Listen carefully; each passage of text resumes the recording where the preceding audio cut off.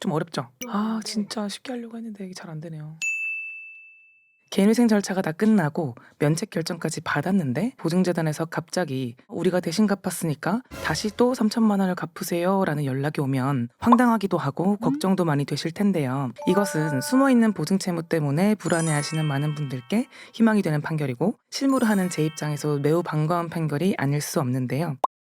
안녕하세요. 회생파산연구소 이상현 변호사입니다. 오늘은 개인회생 신청자들이라면 반드시 알아야 할 중요한 대법원 판결을 소개해 드리겠습니다. 2025년 10월 16일 선고된 2024-221042 판결인데요. 개인회생 절차에서 보증인을 채권자 목록에 누락한 경우 어떻게 되는지를 다룬 사건입니다. 실무에서 이 부분이 정말 큰 문제인데요. 변호사로서 수많은 개인회생 사건을 진행하면서 느끼는 건데 의뢰인들은 본인이 보증을 섰다는 사실은 잘 안 까먹으시는데 본인의 대출에 보증이 붙어 있다는 사실은 잘 기억하지 못하는 경우가 정말 많습니다. 더 심각한 문제는 개인회생을 시작하려고 은행에 부채 정보를 받는다고 해도 부채 증명서에도 이런 보증 정보가 제대로 나오지 않는다는 겁니다. 신용정보 회사에서 발급하는 부채 증명서를 보면 본인이 주채무자인 대출은 잘 나오지만 보증을 선 채무나 본인 대출의 보증 정보는 숨어 있거나 아예 표시가 안 되는 경우가 많습니다. 특히 보증기관이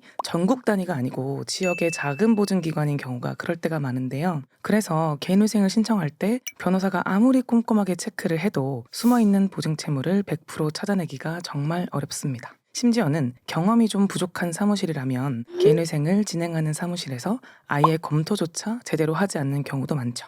개인회생 절차가 다 끝나고 면책 결정까지 받았는데 5년 후에 보증재단에서 갑자기 당신이 보증선 대출 주채무자가 안 갚아서 우리가 대신 갚았으니까 다시 또 3천만 원을 갚으세요 라는 연락이 오면 황당하기도 하고 걱정도 많이 되실 텐데요. 저희도 이 보증채무만큼은 정말 철저하게 뒤지고 뒤져서 목록에 넣고 있습니다만 채무자도 안 알려주고 채권자도 안 알려주면 그 보증 여부를 알아내기가 너무 어려운 경우가 많습니다. 만약 이 판결이 없었다면 성실하게 5년간 개인회생 변제 계획을 이행하고 면책 결정까지 받은 의뢰인이 몰랐던 보증 채무 때문에 또다시 수천만 원의 빚을 지게 되는 상황이 발생할 수 있었습니다. 하지만 이번 대법원 판결은 설령 보증인을 채권자 목록에 누락했더라도 주채권이 목록에 있었다면 보증인의 구상금 채권도 면책된다라는 획기적인 판단을 내렸는데요. 이것은 숨어있는 보증 채무 때문에 불안해하시는 많은 분들께 희망이 되는 판결이고 실무를 하는 제 입장에서 매우 반가운 판결이 아닐 수 없는데요. 지금부터 이 판결을 자세히 분석해 보겠습니다. 먼저 이 사건에 나오는 사람들을 한번 정리해 볼게요. 원고는 대출을 받은 채무자이자 개인회생을 신청한 사람이고 피고는 부상신용보증재단이고 원고의 대출을 보증해준 기관입니다. 그리고 이 대출을 빌려준 부산에 새마을금고가 있었고 이 사건에는 연관되지 않은 제3자였는데요. 2009년 6월 24일 원고가 첫 번째 대출 1,500만 원을 새마을금고에서 빌리고 피고인 부산신용보증재단이 이 대출을 연대보증을 한 거예요. 그리고 두 번째로 2010년 6월 22일 같은 새마을금고에서 500만 원을 추가로 빌리고 부산신용보증재단이 연대보증을 한 거죠. 여기서 이 부산신용보증재단이 아까 제가 말씀드린 지역의 작은 보증기관을 말하는 거고 보통 이런 경우에 누락이 많이 일어난다고 이제 설명을 제가 드렸는데 이제 원고는 새마을금고에 총 2천만 원의 원금 빚이 있는 상태가 되었습니다. 그런데 이후에 원고가 경제사정이 어려워지고 빚을 제때 갚기가 힘들어진 거죠. 그래서 2011년 9월에 이제 부산지방법원에 개인회생 절차 개시 신청을 했고요. 짧게 이제 개인회생이 뭔가를 좀 설명을 드리면 빚이 너무 많아서 다 갚기는 힘들지만 일정 금액을 갚을 수 있는 능력이 있을 때 법원의 도움을 받아서 빚의 일부만 갚고 나머지는 탕감받는 제도입니다. 이때 중요한 게 개인회생 채권자 목록이라는 건데요. 내가 누구누구한테 빚이 있습니다 라는 거를 적는 목록이죠. 근데 원고는 채권자 목록에 새마을금고만 넣고 부산신용보증재단을 기재를 안 한 거예요. 보통 실무상 가지번호로 예를 들면 채권이 1번이 새마을금고다라고 하면은 이제 보통 보증기관은 1-1 이렇게 가지번호로 넣거든요. 근데 이제 가지번호가 빠진 거죠. 왜 이런 보증재단이 누락됐을까요? 실무적으로는 이렇게 생각했을 가능성이 굉장히 커요. 첫 번째는 아까 제가 말씀드렸듯이 부채증명서에 안 나오는 경우들이 많아요. 그래서 신용보증재단 같은 경우에 저희가 보통 여기는 보증이 좀 잘 붙는데 싶어서 일부러 저희가 찾아보거나 하는 경우들이 많죠. 그리고 두 번째는 원고가 기억을 못했을 가능성도 굉장히 크죠.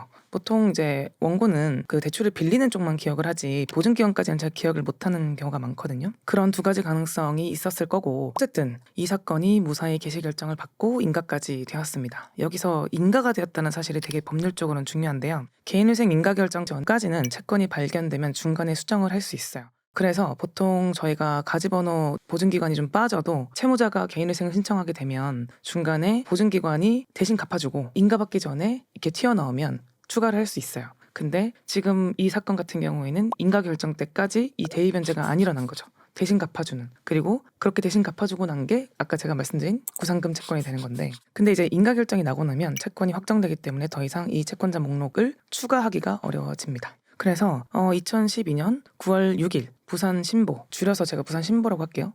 신보는 인가까지 끝난 원고한테 통지를 한 거예요. 우리가 새마을금고에 당신 빚을 대신 갚아줬다. 그리고 그 다음 해인 2013년 2월에 구상금 청구 소송, 그러니까 내가 대신 갚은 빚을 네가 나한테 대신 갚아줘라 라는 소송을 제기하게 된 겁니다. 당연히 이거는 이제 원고가 이길 수는 없는 소송이고 전액 승소를 했겠죠. 근데 원고는 이 사건을 소홀히 한 거예요. 주채권인 새마을금고가 목록에 있으니까 신경을 안 써도 된다라고 생각을 한 거죠. 사실 회생 진행 중에 이렇게 소송이 들어오는 일은 되게 흔하고, 판결이 확정돼도 회생에 포함된 채권이라서 신경을 쓰지 않고 저희도 실제로 들어가 있는 경우에는 신경 쓰지 말라고 얘기를 해요. 근데 이 사건 같은 경우에는 이 민사 사건과 별개로 보증기관이 안 들어가 있으니까 사실은 거기서부터 문제를 인지해야 되는데, 원고도 기관이 들어가 있으니까 인지를 못했고 사무실에서도 그 이후로는 체크를 안 하신 것 같아요. 그래서 이제 이 민사 사건과는 별개로 원고가 2017년까지 5년간의 변제를 완료하고 무사히 면책을 받게 됩니다.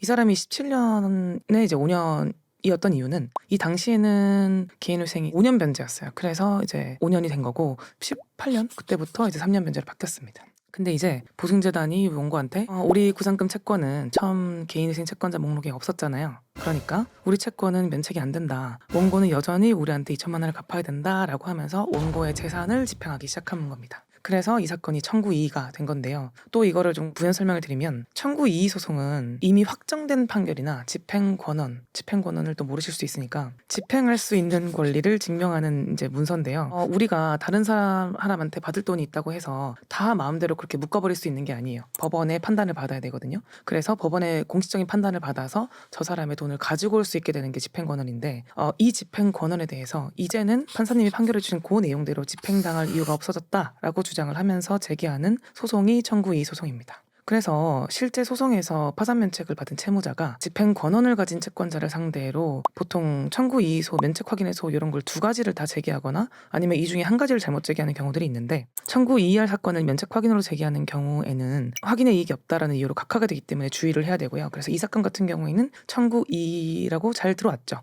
그래서 참고로 알아주시면 좋겠네요. 이 사건의 핵심 질문은 딱 하나였는데, 개인회생 채권자 목록에 원래 채권자만 적고 보증인을 누락한 거에 대해서 면책 결정의 효력이 보증인의 구상금 채권에도 과연 미칠까? 라는 거죠. 그러니까 아까 1번 새마을금고 넣고 가지를 넣어야 되는데 가지를 안 넣은 그 가지 채권자한테 면책의 효력이 미칠까? 이게 뭐 당연히 찬반이 있겠죠. 당연히 미칠 수 있다. 왜냐? 주채권을 넣었으니까. 근데 반대는 어떤 논거가 있냐면, 보증인은 그 절차에 참여를 못했잖아요. 회생을 하는지도 몰랐고 참여를 못했기 때문에 어떤 절차적인 정당성이 좀 결여되어 있죠. 그래서 이런 부분 때문에 지금까지는 이게 판단이 안 나왔던 거예요. 그러니까 이 제도가 시행된 지가 거의 20년이 다 됐는데 이제서야 대법원 판결이 나온 거거든요. 그래서 저희 입장에서는 굉장히 반가운 판결인데, 대법원은 보증인의 구상금 채권도 면책이 된다라고 판단을 했습니다. 핵심 논리는 뭐냐면, 첫 번째로는 채권의 경제적 실질 동일성이 있다. 그러니까 보증인이 채권 전액을 대의 변제하고 취득한 구상금 채권과 이 채권자가 그냥 이제 대신 갚은 그거를 원채권이라고 한다면 사실은 근거는 다르지만 경제적인 실질이 동일하잖아요. 그러니까 새마을금고가 받을 돈이나 보증기관이 새마을금고에 대신 갚아준 돈이나 똑같잖아요. 이자만 붙을 뿐이지. 그래서 경제적 실질 동일성이 있다는 거고, 두 번째는 실질적인 변제 대상에 포함이 된다. 그러니까 보증인이 빠진 거지 주채권이 빠진 건 아니니까 원채권이 목록에 기재되어 있는 이상 개인회생 그 절차에 따른 변제금은 원채권을 대위해서 계속 받을 수 있잖아요. 그러니까 구상금 채권 역시 실질적으로 변제 대상에 포함이 된 거로 볼 수 있죠. 그리고 세 번째는 채무자 보호 및 이익 형량인데요. 약간 애매할 때는 이런 이익 형량을 많이 해요. 누구의 이익을 먼저 보호해 주는 게 좋을까? 그러니까 아까 채권자의 절차적인 참여 기회를 보장하지 못한 부분이 더 클까? 아니면은 이 채무자의 기대 이익을 보호해 주는 게 클까? 이런 거를 이제 재본다는 거죠. 근데 이제 대법원은 변제 계획에 따른 변제를 완료한 채무자에게 보증인 누락을 이유로 면책을 부정하는 것은 지나치게 가혹하고, 이로 인해서 채무자의 불이익이 보증인의 불이익보다 훨씬 크기 때문에 특별한 사정이 없는 한 면책 결정의 효력이 보증인의 구상금 채권에도 미친다, 이렇게 이제 본 거예요. 결론은 어쨌든 채무자 입장에서 굉장히 해피하게 끝났습니다만, 면책된 이후에 이런 송사를 몇 년이나 끌고 가면서 마음고생을 많이 하셨을 텐데요. 특히 이 사건이 1심에서는 원고 패소하고, 그러니까 채무자가 진 거죠. 2심, 3심을 이겨서 이렇게 확정이 된 거라서 1심 패소했을 때 원고 심정이 어땠을까 참 저는 이입이 되더라고요. 그리고 거기다가 이제 없는 살림에 3심까지 진행하면 돈이 엄청 많이 깨졌을 거 아니에요. 사실 원채권 금액이 2천만 원이니까 변호사 보수도 굉장히 많이 들었을 것 같은데, 어쨌든 전부 승소했으니까 변호사 비용을 청구할 수 있습니다. 참고로. 그래서 이 사건처럼 보증 채무에까지 면책 효력이 미친다고 나온 거는 이제 다행인데, 당연히 시작할 때부터 이런 마음고생을 안 하게 이거 한 4년인가 걸렸거든요. 그 채무자분들은 가급적이면 모든 채무를 빠짐없이 잘 찾아서 정리해 주시는 것이 매우 매우 중요하겠죠. 또 개인 파산에서는 여러분, 제가 사실 되게 많이 드린 말씀인데, 채권이 누락되었더라도 면책 확인을 받을 수 있는 길이 있긴 해요. 근데 개인회생에서는 채권에서 빠지는 순간 구제받기가 어렵습니다. 그러니까 이런 판결까지 오겠죠. 이번 채권처럼 원채권이 목록에 기재되어 있다면 그나마 다행인데, 이렇게 채권 자체를 빠뜨리는 경우가 있으니까요. 뭐 자기 채권인데 왜 빠뜨려라고 하겠지만 10개, 20개, 50개 이렇게 되는 분들은 빠뜨릴 수 있어요.